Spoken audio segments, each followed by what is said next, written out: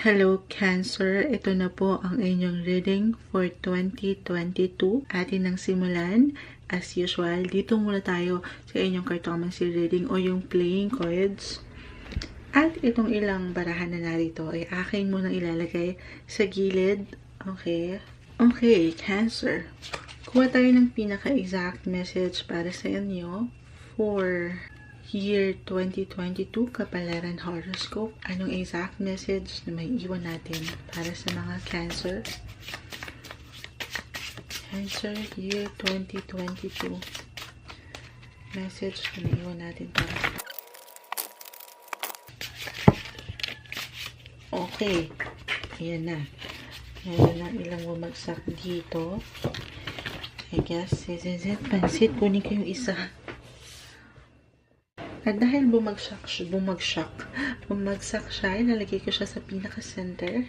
At Ace of Hearts yun. Spread mo muna natin ang ilang baraha, okay?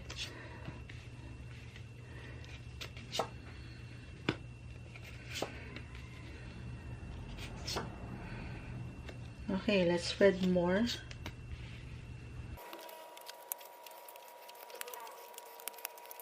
Okay, Cancer. Unahin ko na yung pinaka-center na nakita natin na siyang bumagsak kanina. The Ace of Hearts.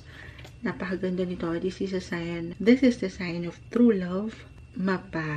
Partnership in business man ito. Sa akin nakikita kasi katabing-katabi niya mismo yung the 10 of Diamonds partnership or maparelasyon, business, love, or romantic relationship. Ganyan.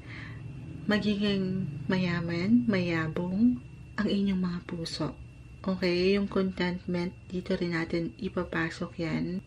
At sa akin nakita katabing-katabi mo mismo yung 8 of Diamonds. Ang ganda nito, maaaring merong unexpected financial gains kayong maramdaman. Okay, this is something great sign actually. Mari isang balita ito na out of nowhere, ma-receive nyo financially, merong magandang balita. Positive possibilities na sana all, Cancer din ako. So, sana nga, Pero, dito rin pumapasok sa akin nakikita yung sitwasyon kung saan ay kailangan mong pag-aralan yung iyong budget, yung iyong responsibilidad when it comes to your money. 2 of Diamonds also represent your second house of income. Okay, yung responsibility mo dyan.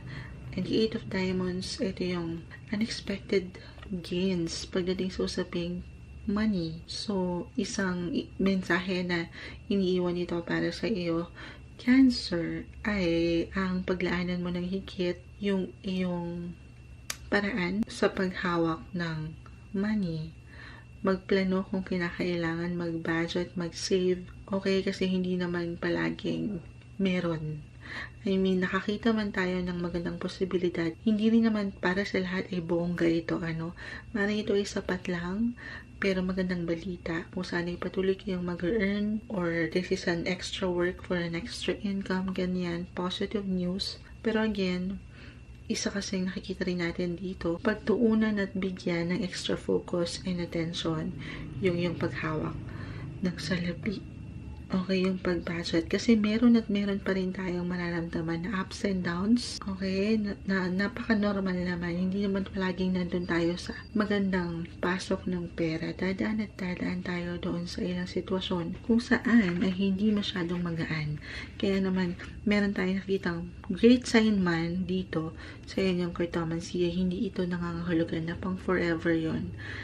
At the end of the day, Cancer, nasa iyo pa rin kung paano mo pangahawakan yung ilang sitwasyon or desisyon, pag-aksyon sa iyong buhay. Okay? Ano ba bang may add up ko dito? Magpo-focus lang tayo doon sa pinaka-center at doon sa pinaka-katabing-katabi mo. Meron ka ditong isang focus. Maring someone older than you, nakatingin ka sa kanya, or someone mature. Okay? Meron kang maaring alalahanin sa isang tao dito. Isang mensahe na nakikita ko ay patuloy na samahan ng pagtitiwala, okay? Yung sitwasyon o yung pakiramdam mo, yung intuition, kasi hindi naman sa hindi ka nagkakamali as a Cancer. Very intuitive ang mga water signs, okay? Pero pagkatiwalaan mo kung ano yung sa palagay mo, dyan sa puso mo ay totoo, okay? Kung ano yung nangyayari, dapat mayroong balance at doon ka lang dapat. Yun ang aking may iwan dito. Pero overall, pagdating dito sa inyong cartomancy, maganda naman kasi nangingibabaw yung inyong mga puso. May mga bagong simulain. Okay, i-adapt ko bago ko makalimutan. Ace of Hearts. Para sa mga single, maaring merong new connections. Well, regardless, okay, if you're single, married, in a relationship, or attached, merong mga bagong connection, bagong tao. Ayan, may tao. Bagong tao. Biglang may tao. May new love connections, romantic relationship para sa mga singles, or kung kayo man ay nasa isang relasyon na ngayon, sabi ko nga, katabing-katabi yung 10 of Diamonds, magandang balita when it comes to money, na kung saan mas higit kayong matutuwa at ikagagalak ng inyong mga puso ito. Cancer. Okay, let's add up. Hindi ko na yan palalawakin pa. Pasensya na po. Sa ilang ingay, alam ko medyo may ingay, pero mag-add up na tayo ng ilang mensahe dito gamit ang tarot. Okay, para sa mga Cancer 2022, ano exact message? Ayan, meron ng ilang baraha. Mag-add up pa tayo dyan. Cancer 2022, anong message na may iwan natin para sa kanila? Okay. Meron na to. I think enough na yan. Spread muna natin ang lahat. Oh, the Empress. The Six of Wands. OMG. The Six of Clubs.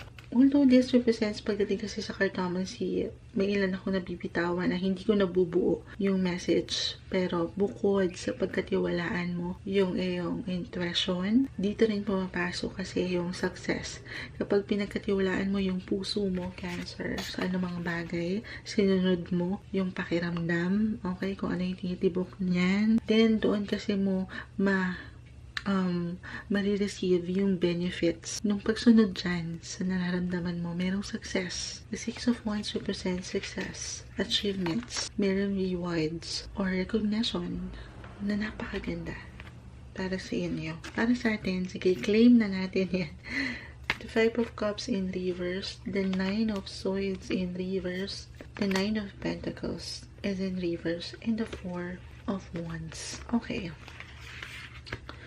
Kanina, aking na-mention na pag-aralan ng higit ngayong taon, 2022 Cancer, yung iyong relasyon pagdating sa paghawak ng iyong finances. Kasi with the Nine of Pentacles, sobrang nakarelate kung aking ibabase doon sa iyong cartomancy. This one is in reverse. Ito yun, yung relasyon mo sa iyong pera. Maaring ang ilan ay may pagka-pressure, nape-pressure sa work, or nagiging workaholic na minsan nawawala ng balance, or maaring makaramdam ng financial delays, pero hindi ibig sabihin kasi narito yung Six of Wands, yung Ten of Diamonds kanina na great sign na merong papasok na money. Pero hindi rin naman, sabi ko nga, merong ups and downs na napaka-normal. Ayun lang siguro kailangan mong marinig ngayon pa lang na pag panghawakan ng may ayos, ng may balance, yung ilang bagay pagdating sa iyong income, ganyan. Okay? Sa iyong savings, magplano, mag-budget. Kasi hindi naman palaging meron. Yun yung nakikita ko rito. Kagaya ko, mahirap ang buhay. Kaya umiwas tayo sa Shopee. Add to cart ng add to cart, ganun. Kailangan doon tayo sa parte na nag-iipon rin. Yun yung nakikita ko rito. Kasi hindi naman laging nandun tayo sa app. Darating na nakukulangan tayo. Message ata talaga kay Moonshot ito, kasi the Four of Wands, this one is in reverse. The Nine of Swords is in reverse. I-add ko na tong Five of Cups in reverse. Cancer.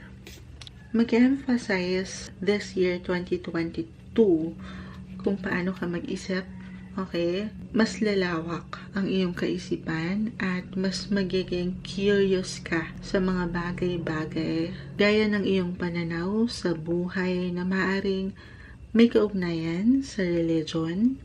Okay? Possible rin yun. For some of you, possible na ma-involve o pumasok sa isang bagong relihiyon or spiritual community. Ganyan, the Nine of Swords, kasi nakikita ko dito na meron kayong mga bagong realization, mag-move on. Okay? Kailangan mong marinig, Cancer, na mag-move on so you can move forward sa mga pakiramdam na hindi okay. At maaaring makatulong sa inyo yung pagpasok sa isang spiritual community. Again, yung pagkakaroon nyo ng connection, kahit kayo lang. Okay, hindi naman kailangan sundin nyo yung payo ni Moonchild. Pero kasi the 9 in astrology, 9th house, dyan din pumapasok yung religion, maging ano pa man ito, yung iyong paniniwala. Kung saan ay may pakiramdam ka na magigain ka ng bagong learnings or magbe-benefit ka spiritually o kahit sa simpleng pagbabahagi mo lang ito ng iyong paniniwala pagdating sa iyong faith, para magkaroon ng alignment yung ilang pakiramdam mo dyan sa puso mo, the center of your coin, Cancer. Ito is something na parang personal na pananaw, sabi ko nga, personal na agenda, na alam mong magiging mas matatag ka, mas matibay ka sa ilang bagay na sobrang nakarelate pagdating sa iyong astrological chart. Mag-share ako ng ilang info about Dawn, Cancer. Planet Jupiter in Pisces will be transiting your 9th house of travel, philosophy, wisdom, education, or learnings, cross-cultural relations, international communication, interaction, relationships with foreigners, long-distance relationships. Dito rin pumapasok yung ilang pamilya abroad or international, yung iyong moral or ethics, pagdating sa education, dito rin yun, or even sa law, batas na mayroon tayo. Umiikot yan. Napakalawak rin po kasi ng astrology at malawak rin ang maaring makapakinig nito. Kayo na pong bahala kung saan kayo mas mag-resonate or mag-reflect para sa inyo yung ilang mensahe this year. Pero maaring para sa ilan sa inyo, kahit sa simpleng discussion o pag-uusap pagdating sa ilang aking na-mention na sektor. Okay? Doon mag-i-emphasize rin yung ilang situation for you, Cancer. Let's add up gamit, ito na muna tayo. Isa pang tarot deck. Okay, for Cancers. Anong may iwan natin? Add pa tayo ng ilang exact message for you guys. Alam ko, nagkakarambal-rambal ng ilang baraha, pero sana nauunawaan niyo yung mga naisip natin ni Moonchild mula sa baraha. Ayan. Meron nang lumilitaw. Let's add more. Ayan. Bakit ganun yung cards ngayon? Lumulobo siya, parang si Moonchild. Let's add up more for Cancer 2022. Okay, I guess this is enough na. Hangman. Okay. The King of Air. King of Swords. The Two of Air in reversed. The Empress. Oh my gosh! Wait. Hindi ko pala na-mention yung The Empress. And the Empress lumabas din dito. So, maaaring merong blessing, baby blessing, para sa ilan sa inyo, especially sa mga naghihintay or nag-i-expect na sana, or nagdadasal na sana meron ng blessing, baby blessing na dumating. And this represents pregnancy para sa mga girls dyan, okay? Pero para sa mga hindi pa ready, then mag-ingat kayo, okay? Kasi dalawa yung deck na ginamit natin at dalawang beses siya lumabas. Merong magbubuntis. Kung hindi man sa inyo, maaring ito ay isa sa miyembro ng pamilya. Dahil Cancers in the 4th house of home and family, so maaring dun ito mag-reflect. Okay, ito yung past good news. Maaring ito yung good news na nakikita natin kanina. Hindi naman lahat ng good news is about money lang, okay? blessing, baby blessing, guys. Or para sa ilan, napakaganda rin ang indication din ito kung pagdating sa work, meron kayong someone na nakatataas na ma-impress with the word impress itself, a VIP or a client na mapupuna yung inyong mga natural na abilidad sa paggawa. Isa ring indication nito, Cancer, ay magbo-bloom kayo, mag-glow up kayo this year 2022 at walang makakapigil sa inyong mga charm. Mas magiging magnetic yung inyong mga aura. So, sana all na naman, belong ang Moonchild dyan. Ang bias ng reading ni Moonchild, pero yun yung gustong iparating niyan. Okay, balik na tayo dito. Parang tapos na tayo, hindi. Natuwa ako sa ilang messages. Okay, the Two of Air and the King of Air. Itong ilang bagay na good news na nakikita ko, Cancer, ay something na hindi naman overnight success, okay? Ito ay something na ito isang bagay na inyo ring paghihirapan o patuloy na pinaghihirapan. And nasa Cancer, sana wag tayo, okay? Wag tayong masyadong makulong doon sa isang shell. Dahil ito yung panahon na magpakita ka sa outside world. Gamitin mo yung power, yung iyong natural na pagiging intellectual. Alam ko sasabihin mo, ang ilan sa inyo, hindi naman ako matalino, ay ma-potato, Moonchild, ganyan din ako. Tiwala, sapat na tiwala. Ito yung taon na ipakita mo sa buong madlang people kung ano man yung natatangi mong ability, yung pagiging creative mo as a Cancer. The Two of Swords kasi, this one is in reverse. Magkatabi sila. Meaning yung iba medyo pangingibabawa ng pagiging introverted. I myself is an introvert. Oo, pero hindi naman lahat ng introvert ay may mga tao lang talaga na hindi masyadong nagiging open. Pero ito ay isang indikasyon sa akin nakikita para sa inyong mga Cancer na maging malakas ng loob, yung confident, panatilihin. Huwag itago yung lakas. Okay, maging ano pa man yung lakas na meron ka niyan. Kaya ito lumabas. Kailangan mong marinig. Gamitin mo yung natural na abilidad mo, especially sa paggawa. Okay. The Six of Cups is in reverse. The Nine of Fire. Lalaban, may laban. Marahil kaya lumabas ito para marinig mo, Cancer, na lalaban at patuloy kang lalaban kahit may ilang challenges kang kaharapin, conflict, pero mananatili yung kabutihan again, yung pagiging mabait mo dyan sa puso mo. Maaring merong pagpapatawad para sa ilan sa inyo sa relasyon or pagdating sa usaping family, relationships, napakalawak rin po niyan. Merong pagpapatawad sa puso kahit kayo lang yung nakakaalam nito. Merong magpo-move on so you can move forward na totally this year. Ito yung napakagandang year for you kaya lumabas ito. Okay. Pero 9 of Wands, malapit ka na doon sa success. Kailangan mo lang labanan pa itong ilang pagdadaanan at patuloy mong pagdadaan ng ups and downs. Pero makita mo na yung liwanag. Huwag kang panghinaan pa ng loob dahil malapit na. Kasi minsan, di ba, akala mo ang layo pa, tapos ititigan mo na lang, mag-stop ka na lang. Hindi mo alam, ilang stop na lang andun ka na. So, yun rin yung naisip parating nito. Or maaaring, kasi nga magkatabi sila, the Six of Cups is in reverse. Okay, masyado kang lumalaban sa isang sitwasyon na alam mo namang walang laban. I mean,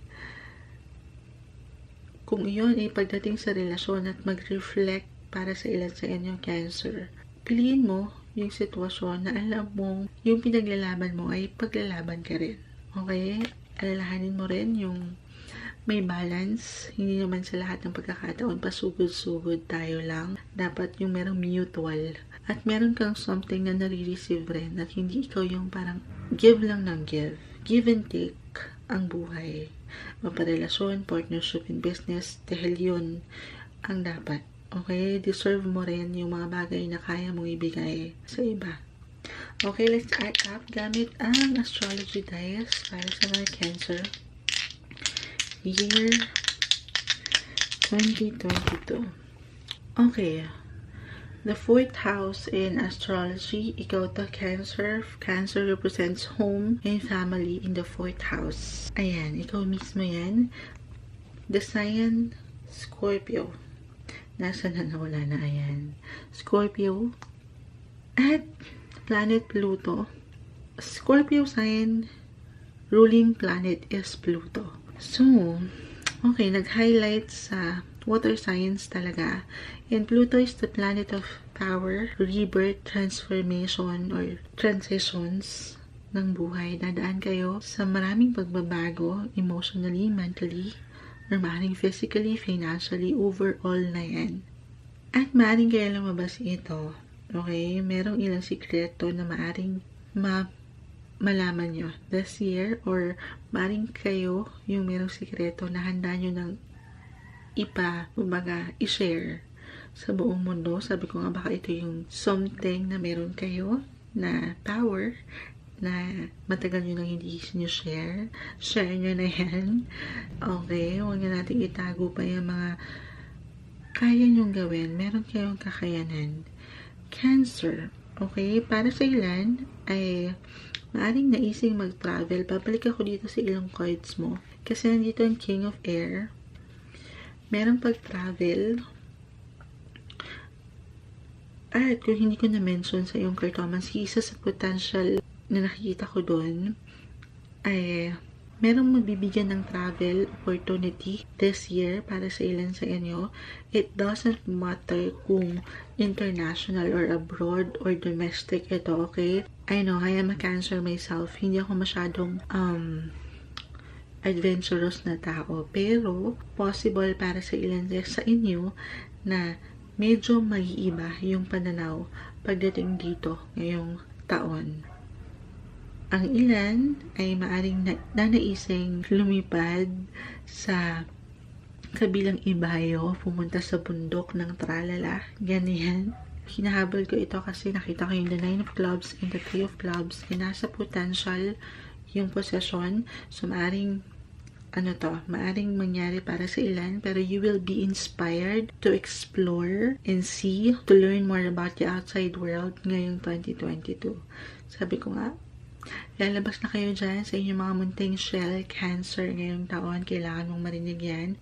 Pero I know, hindi pa ito masyadong advisable o ganun ka-possible right now para sa lahat because of the pandemic na patuloy natin kinakaharap, okay? Well, yung alternative para sa ilan naman ay maaaring magkaroon ng oportunidad na makapag-aral or merong magbabalik eskwela, ganyan, or magte-take ng masters. Nag-highlight yung 999. Nakakita ako ng 999 para sa inyong Cancer ngayong 2022.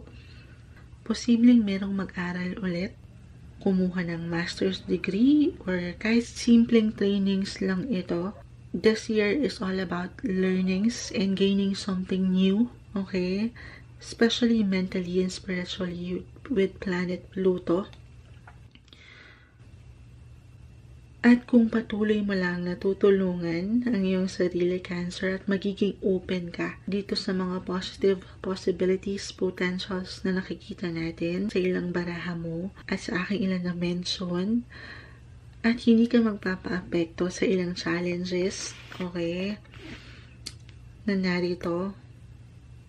Challenges ng buhay na hindi naman nawawala, lalo na sa sektor ng relasyon. Definitely, Cancer, ay mayroong magbubukas pa ng mga pinto ng oportunidad para sa'yo. Ace of Hearts at the center of your cards, new beginnings. Ang gusto lang itong pinaka iparating sa'yo kung nasaan yung puso mo, okay? Meron kang power of confidence, Cancer. Kailangan mong marinig yan. Huwag kang mahiya, huwag kang pangunahan ng kaba or ng takot. Hindi mo pa man ito mapagtanto sa iyong sarili dahil nauunahan ka ng self-doubt o yung pag-aalinlangan sa iyong kakayanan. Kung ang ilan ay dumadaan dito sa pakiramdam na parang stuck, nandito na naman kayo sa little shell niyo. Okay, at one point, dumating kayo doon sa pakiramdam na gano'n. It's okay to pause, but don't ever stop, Cancer. The Hangman is here. Okay lang na mag-pause, mag-reflect, magnilay-nilay sa ilang sitwasyon sa iyong buhay. Pero wag kang susuko. Dahil kung gusto mo talaga, okay? Kung gusto mo talaga ang isang bagay, ay magagawa mo ito. Para sa akin, na pag-aaralan naman ng lahat, Cancer, hindi mo kailangan magmadali. Maganda nga yung alam mong dumadaan ka dito sa ilang proseso kasi yun yung mas worth it, diba? Sa pakiramdam. Yung alam mong pinaghirapan mo, yung resulta na maaari mong makuha sa huli. Keep moving forward, one step at a time, Cancer. Okay, so, ang ganda ng ilang cards mo na narito. Positive possibilities for you ngayong bagong taon. Kuha tayo ng ilang exact advice na aring iwan sa'yo ng ilang baraha pa rito, Cancer. Final message, ayan, meron ng, I guess, that's enough. Add up na tayo. Cancer. Anong exact message na may una? Okay, meron, I guess, kailangan ko itong isa-isahin, hindi natin ito pipigilan. Unahin ko na itong mga to. A fiery climax approaches. Okay, ang ganda nito, Aries. The sign of Aries. Kanina Scorpio nag-highlight and Cancer. So, maaaring yun yung mga ilang higit na mag-influence or mag-iwan ng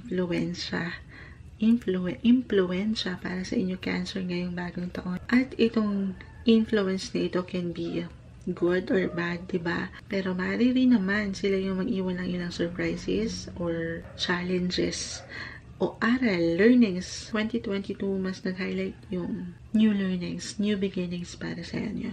A fiery climax approaches. Mas mag-iinit kayo. Sabi ko nga, mas tataas yung, o mas lalakas yung inyong mga dating, yung inyong aura. Maring mas mag-iinit kayo sa paggawa. Ang ilan ay magiging workaholic pa nga, na sana bigyan nyo ng balance. Huwag nyo kakalimutan na magkaroon naman ng fun times. The 6 of Water, kung hindi ko yun na-mention. Okay? Step out of your comfort zone, Cancer. Ito na yung panahon na sabi ko nga, ipakita nyo na yung mga talent nyo sa showtime. Charot. Ipakita nyo yung kayo. O hindi naman kailangan yan ibongga or magarbo o sobrang galing. Yung kayo, kung ano lang yung kaya nyo. Okay, Cancer? Step out of your comfort zone. Luck is on your side. The energy is gaining momentum. Alam ko, nag-iingat talaga kayo. May mga ideya kayo na gusto nyo gawin. May mga simulain kayong nais nyo bigyan ng pag-aksyon. Sana, sabi ko nga, mayroong pag-move on, the 9 of Swords. Gusto nyo lang mag-move forward. Ganun lang. Pero, huwag nyo pa rin kakalimutan na manatili, maging grounded kung nasaan kayo. Yung current possession nyo, walang masama dyan sa current na kinatatayuan nyo. Diyan na dyan kayo masisimula. I-embrace nyo lang yung proseso ng ilang mga bagay-bagay. Huwag tayong magmadali. The Hangman is here. Kasi luck is on your side, Cancer. Doon pa lang sa una, nakita ko na mayroong good news financially, especially. At ito is something na inyo rin patuloy na pinaghihirapan at paghihirapan ngayong taon. Luck is on your side. Yung swerte na napakaganda. Basta sasamahan mo pa rin, mananatili yung energy. Ayan fiery, yung nag-iinit. Patuloy lang. At huwag kang tumigil. Patuloy na lumabas dyan sa iyong lungga. Hindi, ito na. Mountain strength. Wow, sobrang wow. Meron kang lakas, Cancer. Pagkatiwalaan mo yung sarili, yung faith mo, at syempre pa, yung faith. Kasi nag-highlight din yung bukod sa ilang learnings na gusto pang pag-aralan, matutunan sa buhay. Dito rin pumapasok kanina, especially sa astrology, yung iyong paraan or connection sa iyong faith, sa iyong religion, maging ano pa man ito. Maniwala ka sa iyong sarili at sa ating nag-iisang creator, kay Lord, kay God, o ano man itong iyong pinaniniwalaan sa buhay, na meron kang gabay. Okay? At patuloy lang, kasi yung mountain, ayan, It's a climb. Panatilihin yung strength, yung lakas. Dahil ulitin ko, very present or magiging present ngayon yan sa iyong buhay, sa iyong pagkatao. Cancer. Okay. So, ayun. Ang ganda naman ng ating naiwang mensahe para sa'yo. Sana kahit nagkarambol-rambol lang ilang messages dito for you, Cancer, pawang maging gabay lamang pa ang mga messages na nakita natin. Okay? Thank you so much, guys, for being here, and I hope to see you on my next one.